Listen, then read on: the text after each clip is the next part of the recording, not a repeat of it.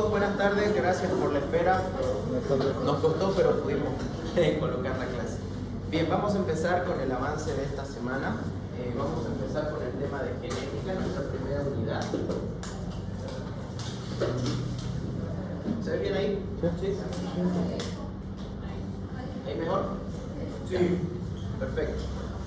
Quiero que empecemos un poquito hablando acerca de conceptos. ¿Qué entienden ustedes por molécula?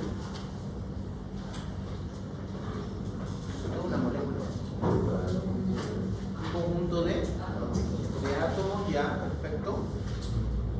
Es importante que nosotros tengamos ese concepto principal porque esta materia se llama biología molecular. Entonces vamos a estudiar algunas moléculas, ¿ya? Cuando hablemos de diferentes, por ejemplo, yo les hago alguna pregunta, lo más fácil de responder para todos ustedes va a ser molécula. El 99% de las veces lo van a decir de forma adecuada. Ya si les pregunto, ¿qué es una molécula? Ya, se salvaron. Pero metámonos un poquito al contexto, hablando brevemente de la historia de la genética. 1965 fue el año que Robert Hooke hizo un gran descubrimiento. ¿Qué descubrió Robert Hooke? La célula. 1665, casi 400 años han pasado desde entonces, cuando se empezó a hablar ya de que había una pequeñísima parte que formaba parte de un gran organismo, ¿no? Años después, 1839, nació lo que es la teoría celular. Schleiden, Matthias Schleiden, si se pronuncia así, si alguien sabe hablar alemán y demás, por favor. Schwann y Rudolf Virchow propusieron la teoría celular, de que ese descubrimiento que había hecho el señor Robert Hooke, además de ser una simple estructura, era una unidad básica para la vida. Empezamos a hablar, miren, 1839, un concepto que actualmente tenemos y aprendemos en la Facultad de Medicina, ¿verdad? Porque lo primero que nos enseñan, tras que entramos al propedéutico, ¿qué es una célula? Y eso, el colegio, ¿no? Y estamos hablando del concepto y definición de célula. 1839 empieza a acuñarse esto de la unidad básica de la vida. 1869 ocurre la identificación de los ácidos nucleicos. ¿Cómo ocurre esto? Les voy a contar. Este señor Friedrich Meissner aisló por primera vez en laboratorio una sustancia del núcleo celular, a lo que él llamó nucleína. ¿Cómo creen que lo hizo? ¿Alguien sabe? ¿Ha escuchado alguna vez esta historia algo graciosa? Estaba experimentando con salmones rosados. ¿Qué habrá estado pensando este señor? Pero se dio cuenta de que el semen del salmón rosado tenía una sustancia viscosa y pegajosa que podría ser el equivalente a un pegamento, con esa finalidad, ¿no? Y sin darse cuenta, descubrió de que había estructuras azucaradas en los núcleos de estas células, que eran los espermatozoides, pues, ¿no? Ahora vamos a entender qué son esas estructuras azucaradas. Pero alguna vez les ha pasado seguramente que en el apuro de servirnos un vaso de soda y se cayó al piso. O en la fiesta, ¿no? La fiesta es el mejor lugar para hacer este ejemplo. De pronto estás tú bailando y todo el mundo tumba su bebida y empieza a ver una sustancia pegajosa, ¿no? Donde empiezo a caminar y eso es el azúcar de la Coca-Cola que estaba con tu Fernet o con el ron, o de la Fanta con el vino, ¿no? Del spray con el bote. Borrachándose, doctor, van a decir. Mentira. Entonces, azúcar, acuérdense de eso, azúcar. 1928, el experimento de Griffith, en este año, Friedrich Griffith realizó un estudio en bacterias que reveló que existía un principio transformador. ¿Qué quiere decir esto? Que estas bacterias eran capaces de transferir la información genética. Principio de transformación y conservación de los patrones genéticos. 1928. 1953 se descubre finalmente la estructura tridimensional, digámoslo así, de este ADN, que es una doble hélice, la que todos conocemos, gracias a Watson y Crick, que fueron los que acuñaron por primera vez esta palabra ADN, gracias a inventos de la época de Rosalind Franklin, que era una mujer que después muere por radiación, parecida a la historia de Madame Curie, pero esta mujer en realidad trabajaba con radiación gamma, porque ella fue una de las pioneras en cuanto a lo que hoy conocemos como radiografías, rayos X, ¿no? Entonces, sin querer queriendo, empezamos a sacar radiografías a diferentes estructuras moleculares y quedaron plasmadas en las paredes del laboratorio de esta señora, de Rosalind Franklin, una estructura helicoidal que ya le dio la vista a Watson y Crick de cómo podía ser estructuralmente el ADN. 1958, un par de añitos más tarde, demostraron que había una naturaleza semiconservativa en la replicación del ADN. ¿Qué quiere decir esto? Como el ADN, estamos hablando de que gracias a esto hay un principio de transformación capaz de transferir información genética, de una u otra forma había que hacerlo, pero ya sabíamos que era una doble hélice. ¿Cómo yo puedo saber cuál hebra es la que va a pasar? Entonces ya empezaron a pensar de que esa hebra tenía que separarse para ser copiada esa información, ¿verdad? Pero una vez separada, la naturaleza semiconservativa podía hacer de que nuevamente vuelva a enrollarse. No se pierde el ADN. 1960 empieza una gran carrera, hace más de 40 años, ya más, prácticamente son 40, son 64, 65 años ya ahora que empezó esta carrera, que es el descubrimiento del código genético, donde los científicos se pusieron la meta de lograr descifrar qué había en esta doble hélice que había sido descubierta un par de años antes. ¿Qué es lo que hay? ¿Qué es lo que dice? ¿Qué tipo de idioma me está hablando desde el nivel molecular del cuerpo?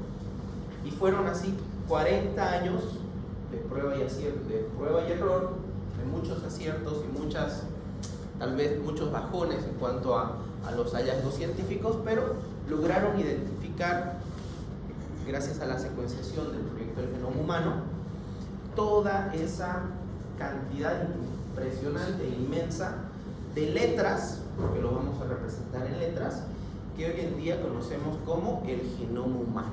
Y es la forma que tiene de comunicarse el ADN y expresarse. Ahorita vamos a entender a qué me refiero con esto, ¿ok? 2003, el proyecto del genoma humano llega a su fin y tenemos la secuenciación, dándole conocimiento a las personas de alrededor de 20 a 25,000 genes diferentes. Y ahora entendemos de que cada gen, cada espacio, cada segmento de ese ADN puede ser entre 200, 300 letras los más cortitos y cientos de miles los más largos en letras. Si yo quisiera desarrollar el ADN de una sola célula, son aproximadamente 2 metros. De una sola célula.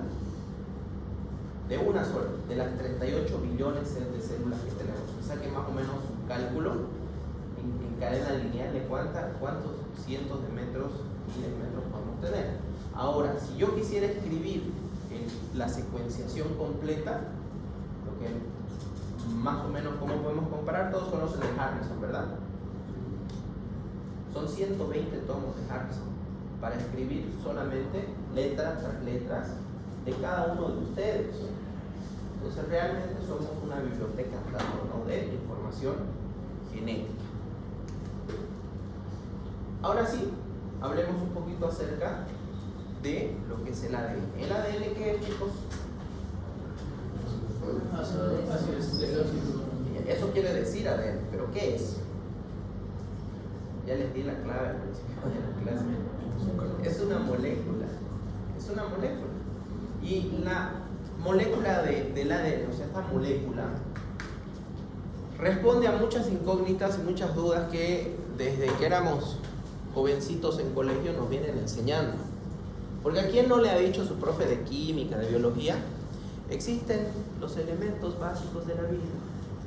¿Cuáles son esos elementos de la vida? Y ni siquiera aprendemos los carbonos, no, el chon, todos decimos el chon, así como loritos repetimos el chon. Pero entendemos qué es realmente el chon y por qué no solamente es decir carbono, hidrógeno, oxígeno, nitrógeno y en algunos autores fósforo, logramos entender por qué. Cuesta, ¿verdad? O sea, porque repetimos como loritos, pero acá, cuando vemos ya las estructuras moleculares, podemos identificar que en la materia prima de esta molécula, que son los nucleótidos, tenemos tres componentes principales. Un grupo fosfato, un azúcar y una base nitrogenada. El grupo fosfato, bueno, ya lo ven de su nombre, ¿no? Fósforo. El azúcar, en el caso de esta molécula, desoxirribosa, es un azúcar pentosa con 5 carbonos que tiene un carbohidrato en su estructura molecular. ¿Qué elementos químicos? Carbono, ya dijimos uno. ¿Qué más? Hidrógeno y fuerte, oxígeno. Carbonos hidratados, carbono más agua, C más HO, carbonos hidratados, CHO, perdón. Entonces ya tenemos carbono, hidrógeno, oxígeno y fósforo. ¿Nos falta? El nitrógeno. ¿Dónde están los nitrógenos? En las bases nitrogenadas. Ahí está el CHOMP, el famoso CHOMP, los elementos de la vida. ¿Por qué? Porque esta es una molécula que va a expresar genes.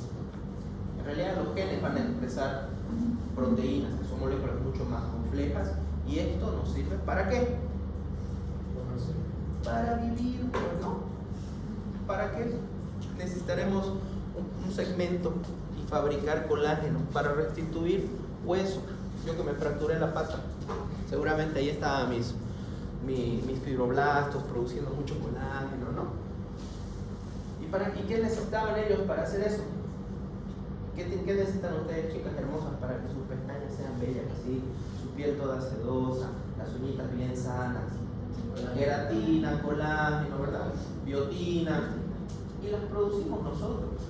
Pero ¿dónde está esa receta para producir el colágeno? En el ADN. Entonces hay una gran cantidad de actores en toda esta transcripción, entre ellos los ARNs, que lo que quieren hacer es buscar en esa base de datos que tenemos, ese código genético, decir, a ver, hoy día quiero fabricar, a ver, hemos hecho mucho ejercicio, necesito fabricar músculo, voy a buscar dónde está actina. ¿Es una proteína o no? ¿Sí? Ok, necesito actina, necesito miosina, ¡pam! Aquí tengo las recetas. Sale del núcleo, busca sus compinches, organelas, ribosoma, retículo endoplasmático rugoso, y le dicen cocinemos esto. Aquí está la información. Y una vez tienen la información, empiezan a cocinar y se fabrica una proteína mucho más grande que va a salir de la célula o puede quedarse dentro de la célula, depende para qué querramos usarla, y se usa. Así de sencillo y simple es la biología molecular. Si ustedes salen de esta clase entendiendo que todo nuestro cuerpo se construye en base a proteínas y que esas proteínas, la receta está en nuestro código genético, yo soy feliz y contento. ¿Ya? Entonces, por favor, vamos a romper un poquito, como diríamos aquí, el TARI, lo vamos a desconfigurar para volverlo a configurar y entender de que las patologías empiezan por déficit de producción de proteínas. A causa ya de enfermedades crónicas, estrés oxidativo, que las vías de antioxidación, glutatión, superóxido, dismutasa, etcétera, etcétera. Todo eso ya vamos a ir hablando más adelante, pero quiero que entiendan que nos construimos de esta forma, con 5 elementos que ya sabemos cuáles son: fósforo, azúcares, por lo tanto carbono, hidrógeno, oxígeno, 5 carbonos en este caso porque es un azúcar pentosa, penta, y una base nitrogenada. Y así, secuencialmente, se van a ir armando estos nucleótidos como si fueran ladrillitos, como si fueran los ladrillos de esta pared, para tener una estructura mucho más grande que es el ADN, una molécula muy grande. ¿De acuerdo? Esta estructura molecular se encuentra enrollada. Como es tan grande, se tiene que enrollar para entrar en algún lado. Porque, imagínense, se divide en cromosomas. ¿Cuántos tenemos? ¿Cuántos cromosomas hay? 23 pares o 46 cromosomas, ¿no? De los 23 pares, 22 son somáticos y 2 son sexuales. Perfecto. Entonces, gracias al cambio de Canva a PowerPoint, aquí tenemos algunos desórdenes, por favor ignórenlos. ¿Ya? La diapositiva que ustedes tienen, o yo les voy a pasar, sí está bien ordenadito esto. Hay algunos errores aquí, pero ya vemos cómo estos cromosomas que están dentro de una célula, ¿sí? Dentro de una célula somática tenemos 46 cromosomas o 23 pares, y tenemos alrededor de 38 billones de células, como les dije, aproximadamente. Cada una de esas células somáticas tiene la misma cantidad de información genética. ¿Sí? Hablemos un poco entonces sobre lo que son las bases nitrogenadas. Las bases nitrogenadas las vamos a dividir en dos familias: las pirimidinas y las purinas 2-chau. ¿Se acuerdan las purinas 2-chau? Ok. Pirimidinas. ¿Cuáles son las pirimidinas? Son la citosina y la timina. La citosina se representa con una C y la timina se representa con una T. Facilito. Y las purinas son la guanina, que se representa con una G, y la adenina, que se representa con una A. Estas cuatro están presentes en esta estructura que se llama ADN. En el ARN, donde el azúcar se llama ribosa simplemente, no desoxirribosa, vamos a ver de que además de la timina, que ya no se utiliza en el ARN, vamos a encontrarlo al uracilo. Entonces el uracilo es también considerado una pirimidina. ¿Hasta ahí estamos? ¿Sí? Bien. Existe un concepto que se llama pares de bases complementarias. ¿Qué quiere decir esto? Que yo quiero que vean acá cómo la C tiene una forma específica. Miren, termina en punta, pero es una punta hacia adentro. ¿Qué otra estructura encajaría como un rompecabezas aquí? La guanina. Entonces esta es su par de base complementaria, su media naranja. Siempre va a ir por la estructura molecular que tiene esta guanina junto con la citosina. En el caso de la timina, miren que termina en una semiluna. ¿Con quién? Con la adenina. Su par de base complementaria va a ser la adenina. Entonces, ¿cuáles son los pares de bases complementarias? Citosina con guanina, timina con adenina. Y en el caso del ARN, reemplazamos a la timina por el uracilo. Perfecto.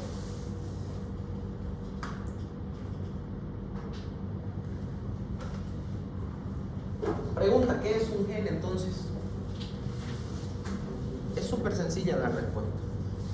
Vamos a encontrar diferentes definiciones en realidad, no quiero mucho complicarlo con esto. Hay algunos libros que dicen que es la base o la unidad básica de la herencia. Es aceptado, perfecto. Pero en facilito, ¿qué es un gen? Es un segmento del ADN. Pare de contar. Miren cómo está el ADN desarrollándose y solamente este segmento es considerado un gen. ¿Cuántos genes dijimos que aproximadamente teníamos? De entre 20 a 25.000 genes. Entonces, un segmento del ADN es un gen. Y ese segmento, obviamente, va a estar formado por muchos nucleótidos, ¿no? Por lo tanto, muchas bases nitrogenadas, por lo tanto, sus pares de bases complementarias. Y yo lo que necesito hacer con ese gen es traducir. Yo no entiendo el lenguaje de letras de bases nitrogenadas. No lo entiendo. ¿Qué tengo que hacer si yo no entiendo un idioma? Traducirlo. Algunos me decía, el lector meta sea Duolingo, en unos meses lo aprende. No es tan fácil acá. Entonces, este segmento lo vamos a traducir. Lo vamos a traducir para luego interpretar qué es lo que nos quiere expresar el ejemplo. ¿Será que nos quiere expresar unos ojos de un color diferente? ¿Será que nos quiere expresar unas pequitas? ¿El color de la tez de la piel? ¿Será que nos quiere expresar cómo es nuestro cabellito? Si es ondulado. Ojo que las proteínas son las que le dan la forma al cabellito, ¿no, chicas? Cuando ustedes agarran y están desnaturalizando sus proteínas, las están medio que destruyendo. Entonces, vamos a ver qué es lo que pasa. Yo, para poder interpretar esto, primero voy a separar, ¿no? Voy a separar. Como son pares de bases complementarias, si yo leo una cadena de estas dos, por ejemplo, si yo leo aquí guanina, ¿cuál es la base complementaria de la guanina? Citosina, y siempre va a ser citosina. Entonces, da lo mismo que yo lea acá. Yo leo acá la citosina, yo ya sé quién está al otro lado, ¿no? Entonces, cuando esta doble hélice, gracias a la acción de una enzima que es la ARN polimerasa, se va a empezar a dividir, para que yo me meta a leer y a copiar la receta de una sola hélice, voy a empezar agrupándola de 3 en 3 las letras. Esa agrupación de 3 nucleótidos va a recibir el nombre de codón. Codón. Acuérdense del codón con N, pero este sin N. Codón. 3 bases nitrogenadas, codón. Ese codón se va a traducir en un aminoácido. Cada codón trae un aminoácido. Y el grupo de aminoácidos, esa formación de aminoácidos polipeptídica, va a generar una proteína. Ahora sí, a las proteínas es un lenguaje que ya puedo entender. Es algo más grande que yo puedo decir que una proteína, colágeno, funciona para tal cosa.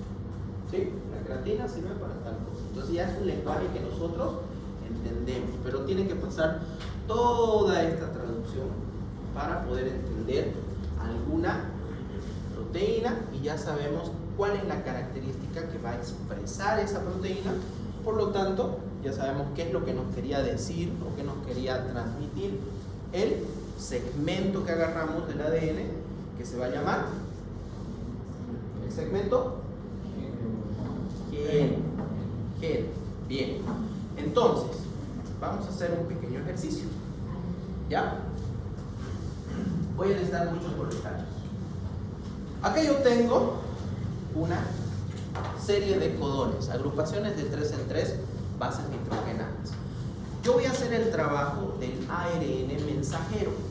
El ARN mensajero se mete entre estas dos cadenas, ya les dije, gracias a la separación que hay por el enzima que se llama ARN polimerasa, que lo que va a hacer es pararse acá y empezar a leer. Y tiene un cuaderno de notas que lo que hace es lee la A, él copia, pero no copia la A. ¿Qué va a copiar? La base complementaria. ¿Ok? Entonces, ya sabemos cuál era la base complementaria de la adenina. ¿Cuál era? Aquí tienen el copy, mira, para que no les cueste tanto. De la adenina, entonces, es la timina. Pero soy ARN mensajero. ¿Será que yo puedo copiar timina? ¿Qué copio? Uracil. Ah, ok. Copio uracil.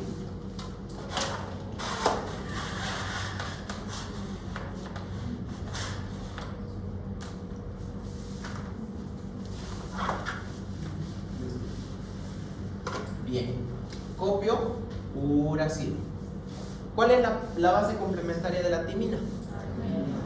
Adenina. ¿Tengo adenina como ARN? Sí. Copio adenina y copio adenina. Tengo mi primer codón copiado. Soy un ARN mensajero. Estoy copiando el mensaje para llevármelo fuera del núcleo. Entonces vengan los ARNs. Vamos. Siguiente codón. Vamos. Vamos, si quieren. Allá arriba tienen el copio, no hay como pelar. Bases complementarias. Hágamelo bonito, ya, así como yo lo hice, debajo de cada letra, por favor, no me hagan cualquier cosa. Sus letras de médico no quiero ver, por favor. Vayan alistándose 3.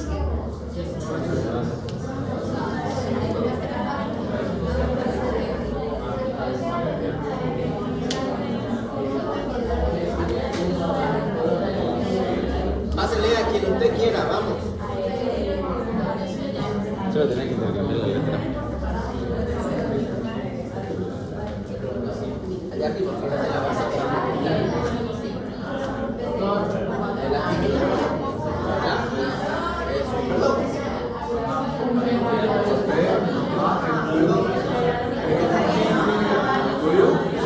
Sí, ahorita vamos a pegar eso una vez, ya.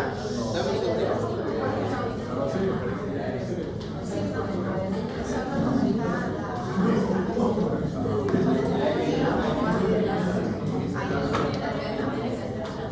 Allá atrás, pasen, allá atrás. A ver, al Real Madrid.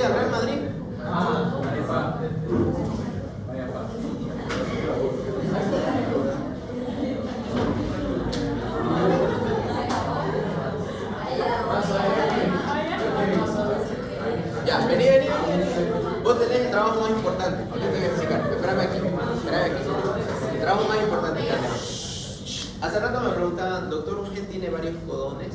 Lo que estamos viendo aquí es un segmento, ¿no ves? Y un segmento tiene muchas bases nitrogenadas. Por lo tanto, esas bases nitrogenadas las voy a agrupar de 3 en 3 para hacer lo que enseguida van a ver. ¿Ya? Entonces, esto es un gen, es un segmento del ADN. Ahora, ¿qué me querrá decir esto? No tengo la más mínima. Pues no. Para eso uso esta tablita que es el código genético. Entonces, es lo que vamos a hacer ahorita aquí con su compañero. Primero, todos ustedes me van a ayudar a revisar si esto está correcto. ¿Ya? Vamos con el primero. ¿Está correcta estas bases complementarias? Sí. Ya, perfecto. Entonces, interpretamos. Este ARN mensajero ya salió de la célula, del núcleo, y va a ir a buscar a los compinches que dije hace rato, al ribosoma, que están adosados al retículo endoplasmático rugoso. ¿Cuál es la función de estas organelas? Histología primera línea. Síntesis de proteínas, así de sencillo y fácil. Entonces vamos a sintetizar las proteínas. U, A. Busco la U, busco la A y busco la letra A. A ver, allá arriba está la letra U.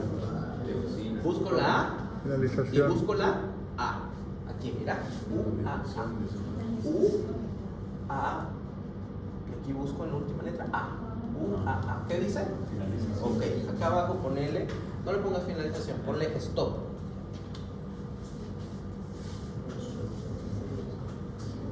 Okay, ponle un guioncito. Ya. Vámonos con la siguiente. Esta de aquí. Haga. UCU. ¿Está bien?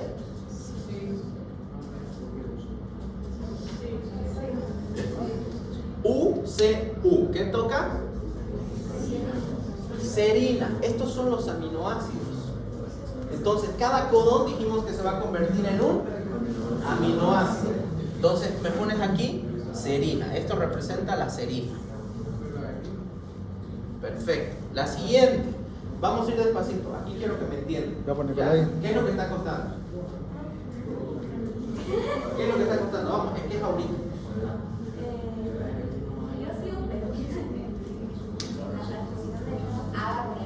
Ya, ven. Así. Ya, anda haciéndolo. Sí. La veo. ¿Qué?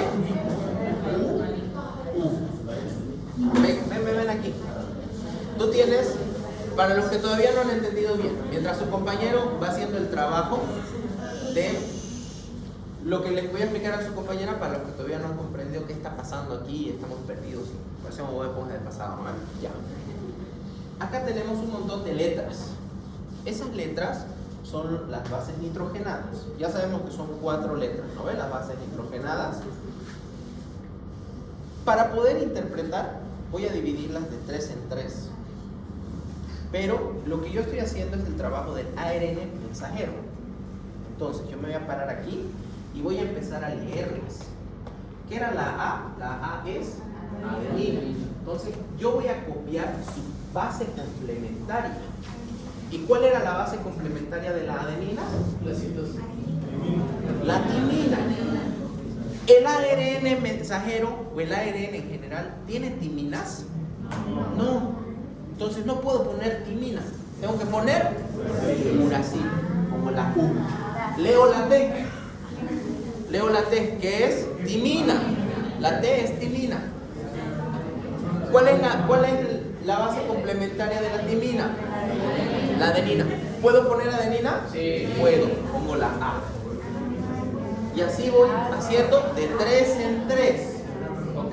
¿Se entendió? Sí. Ya, ok. Entonces, ahora, ¿qué está haciendo su compañero? Ya tiene sus codones separados de 3 en 3. Ya tiene la información de las bases complementarias. El ARN va a salir del núcleo con esa información, súper feliz, súper contento. Se va a encontrar con el ribosoma y le va a empezar a dictar. Le va a decir UAA y el ribosoma va a agarrar un aminoácido. ¿Ok? Pero ¿cuál aminoácido va a agarrar? ¿Cómo puedo saber? Para eso se hizo el código genético, que es este cuadro que hay acá. Entonces, busco U, A y la última letra A. ¿Qué dice? Finalización. En otro código genético van a leer que dice stop y en otro van a decir que dice parada. Yo pongo stop. ¿Lo corregiste? ¿Sí? El último es stop. Adenina, uracina, citosina, guanina. ¿Está bien? ¿Está bien? ¿Está bien? A ver, vamos a hacerlo. ¿Sí? ¿Está bien? Entonces, chicos, ¿qué está haciendo? ¿Qué hizo su compañero ahorita? Empezó a leer de 3 en 3 y poner a qué corresponde la combinación de letras. La combinación de las letras ya me dicen qué aminoácido va a empezar a armarse.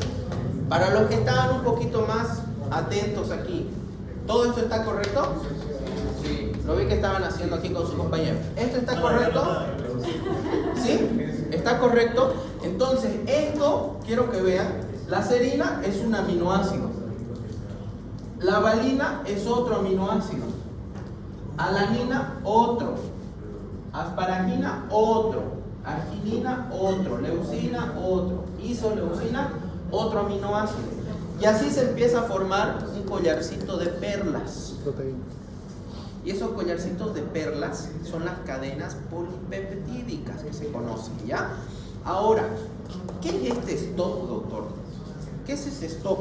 Ese stop es una señalización, gracias, es una señalización que se le da al ribosoma para indicarle, quiero utilizar desde aquí. Entonces aquí hace un corte, porque puede ser de que en lo que estábamos copiando el segmento haya copiado unos cuantos más ácidos nucleicos desde acá, y cuando estoy terminando de hacer la secuenciación le va a decir hasta aquí, no más, porque puede ser de que aquí me lleve otros cuantos bases nitrogenadas. Entonces le doy esta señalización de que hasta aquí se arma esta cadena polipeptídica. Cada vez que cae en una señalización de finalización, de stop, de parada, el ribosoma lo que va a hacer es dejar de unir a los aminoácidos a esta cadena. Ahora, nosotros hemos hecho una cadenita de 1, 2, 3, 4, 5, 6, 7 aminoácidos. Nos hemos tardado ¿cuánto? plástico rugoso para hacer la síntesis. En cuestión de segundos hace cientos de cadenas polipeptídicas, ¿no? Y de una célula. Imagínense lo que ocurre en las otras billones de células. Entonces, esto es lo que yo necesito entender. ¿Cómo se fabrica algo, una estructura más grande? Aquí tengo una cadena polipeptídica. Hasta ahí llegamos con esto. No, porque esta cadena polipeptídica, ¿de qué está formada? De aminoácidos. Y molecularmente hablando, los aminoácidos tienen una estructura química. Todo nuestro cuerpo es química, ¿no? Elementos químicos. Lechón, calcio, hidrógeno, sodio, potasio, fósforo, ¿no? Químicos. Entonces, estos aminoácidos también van a ser moléculas químicas, o sea, átomos, elementos químicos. Y esos elementos químicos, así como hay una pareja por aquí, ¿sí? Así como las parejas tienen, ¿por qué creen que se dice esa pareja tiene química? ¿Por qué creen que se dice eso? Primero por la afinidad que tienen, o sea, de compartir el mismo espacio, ¿ok? Y segundo, ¿por qué? Porque tienen y sienten atracción entre ellos. Entonces, esta cadena polipeptídica, cuando empieza a generarse una gran cantidad de aminoácidos juntos, va a haber uno por allá. Es como si a él lo siente allá en la esquina, ¿no ve? Él va a seguir siendo atraída por ella, o porque lo siente en la esquina y ya no le gusta su corteja. No ve. Entonces, desde allá va a intentar hacer lo posible por llamar su atención. Y va a haber atracción. Y esa atracción química, ¿en qué se traduce? En un movimiento. Y ese movimiento va a generar un desorden. Que esta cadena lineal, que era bien bonita, que es una estructura primaria, se convierte en una estructura secundaria, donde empieza a generarse un apelotamiento para pasar a una estructura terciaria, donde ya tengo un racimo de aminoácidos, lo que ya voy a poder interpretar como una proteína. Y no termina ahí, porque dice, ¿no? Maluma, felices los cuatro. Hay algunas proteínas terciarias, hay algunas estructuras proteicas que se unen a otras estructuras proteicas para formar una estructura proteica cuaternaria. Un ejemplo, el más conocido, la hemoglobina. Son 4 proteínas terciarias para formar una sola. ¿Se entiende? Entonces, les voy a mostrar un videito para que ahora veamos qué es lo que ocurre dentro de la célula. ¿Ven todos aquí? ¿Sí? ¿Se ve? Bien, yo voy a ir narrando. Acción. Es PowerPoint. Creo que no tiene video. Ah, sí, sí tienes. Ya. Atención, chicos, este es un videito que hay en internet. Está muteado, así que yo se los voy a ir narrando, ¿ya? El ADN de las proteínas. No, ya. Vamos a ver. Dentro hay una estructura. ¡Ay, gaucha! Que contiene el genoma. Mire, estamos entrando a la En célula. los humanos está dividido en 23 pares de cromosomas. Acabamos de pasar un poro nuclear. Estamos dentro del núcleo. Esto es una hebra larga de ADN que está empaquetado alrededor de unas proteínas llamadas histonas.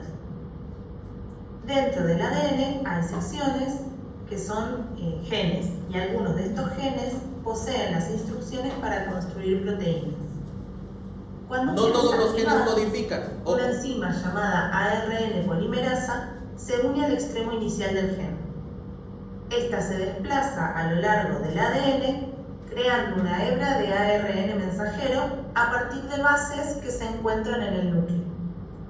El código del ADN determina el orden en que esas bases libres se van agregando al ARN mensajero. Este proceso se llama transcripción. Antes de que el ARN mensajero pueda utilizarse como un plano para la construcción de proteínas, necesita ser procesado. Esto involucra remover secciones y unirlas.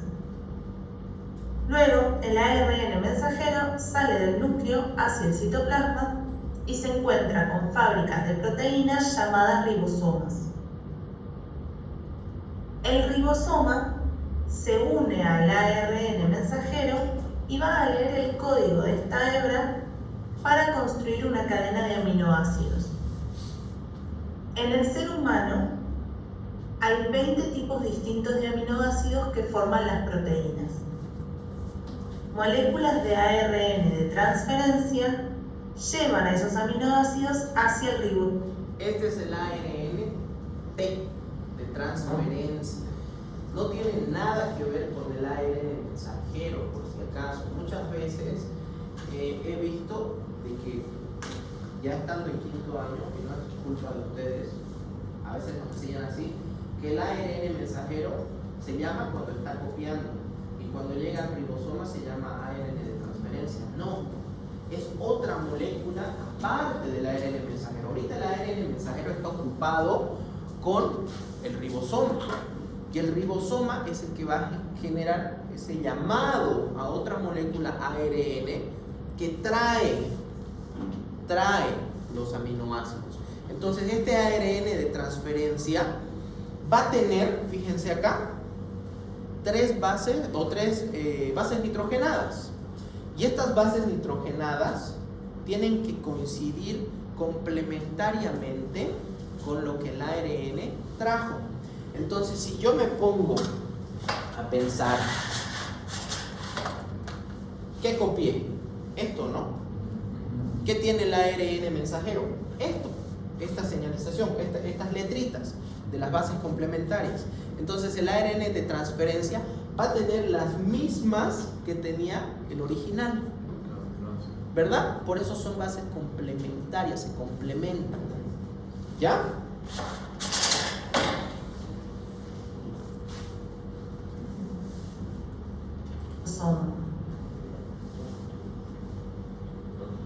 El ARN mensajero se lee de a 3 bases por vez.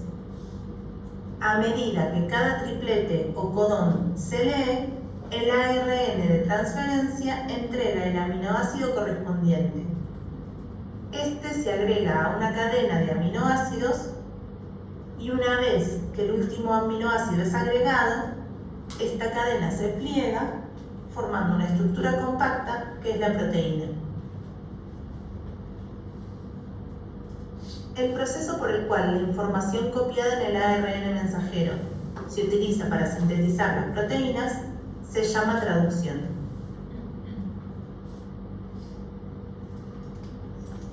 ¿Qué tal? ¿Ahora sí? No es lo mismo ver el video después de la explicación, ¿no? O sea, primero metimos la parte difícil y ahora ver el videíto ya pues, facilito, ya sé que venía, muchachos, ¿no? Entonces, complementa. Esta es otra forma en cómo vamos a ver en libros. O sea, algo menos tal vez didáctico, pero que ya ustedes pueden interpretar cómo nuestro ADN va a ser separado por una enzima. ¿Qué son las enzimas? Proteínas. Son proteínas catalizadoras que favorecen reacciones químicas. Esas son las enzimas, ¿no? Entonces, esta enzima favorece la separación de los puentes de hidrógeno que hay entre las bases nitrogenadas. Entre base nitrogenada y base nitrogenada, entre estas bases complementarias, hay un puente de hidrógeno. Ese puente de hidrógeno, gracias a la acción de la ARN polimerasa, esa enzima, es hidrolizado, o sea, se va el puente de hidrógeno. Por eso se separan las bases nitrogenadas y le da chance al ARN mensajero de ponerse entre medio y empezar a copiar. Entonces, este proceso se llama transcripción. Ya vimos que el ARN mensajero sale del núcleo, busca el ribosoma y gracias al ARN de transferencia que va trayendo los aminoácidos, que ya escuchamos que son 20, empezamos a generar la cadena polipeptídica de aminoácidos. Y esa cadena polipeptídica cada vez se va haciendo más grande y va generando esa atracción y se forma la estructura tridimensional que ya conocemos como proteína. Eso viene a ser el proceso que se llama traducción. Transcripción primero y después traducción. O sea, eso es el proceso para armar la proteína, pero en el proceso, digamos, de replicación, que es para la ADN. Es completamente diferente. O sea, no va a ser. No va. O sea, empezamos a generar material, pero no se va a traducir. Simplemente estamos generando una copia. Estamos haciendo, es como que tú tienes una biblioteca y quieres mudarte de casa, pero vas a seguir teniendo esta casa. Entonces, te compras los mismos libros que tienes aquí y los llevas a otro lado. Los copias y te los llevas, pero no los estás traduciendo. No estás agarrando el libro de recetas y te estás yendo con él a la cocina a fabricar la receta. ¿Sí? ¿Qué hora tiene? Perdón. 7. Terminaré con esto. Estructura de los aminoácidos. Es súper facilito. Escúcheme. Los aminoácidos químicamente, estructuralmente son prácticamente idénticos. Todos. Lo único que va a variar es esta cadena que se llama cadena lateral o grupo R. O grupo de cadena lateral, igual van a encontrar.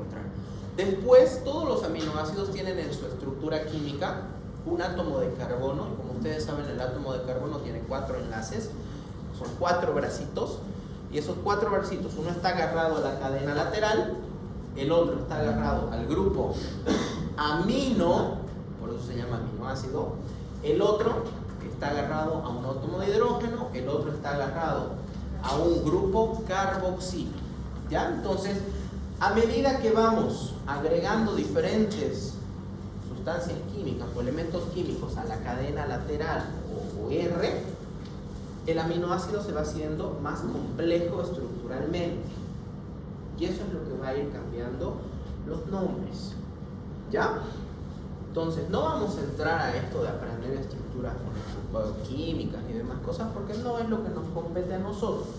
Pero sí tenemos que saber químicamente que un aminoácido va a ser prácticamente idéntico a otro aminoácido. Lo único que va a cambiar va a ser la cadena R, la lateral, cadena lateral. ¿Ok? Entonces se le puede agregar un hidrógeno, se le puede agregar, esto vendría a ser esto es un butano, ¿sí?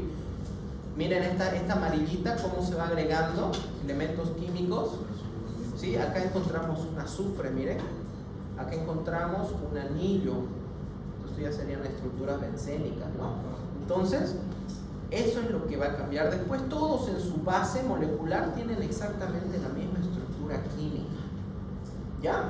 Y finalmente lo que les contaba hace un momentito, como esta cadena polipeptídica es considerada primaria cuando no hay un desorden, está alineadita como si fuera un collarcito de perlas. Y a medida que vamos avanzando en complejidad estructural, vamos a ver primero que podemos tener una alfa hélice, luego una beta lámina plegada en una estructura secundaria. Existen esas dos tipos. ¿Cómo es la alfa hélice? Hélice. Y la beta lámina plegada, así, como cuando doblan papelitos, ¿no? Uno tras otro para hacer un acordeón, para su chanchullo, para biología molecular. Así, ¿ya? La estructura terciaria, ya vimos que miren, acá es una alfa hélice que además está empezando a sufrir un cambio mayor estructural.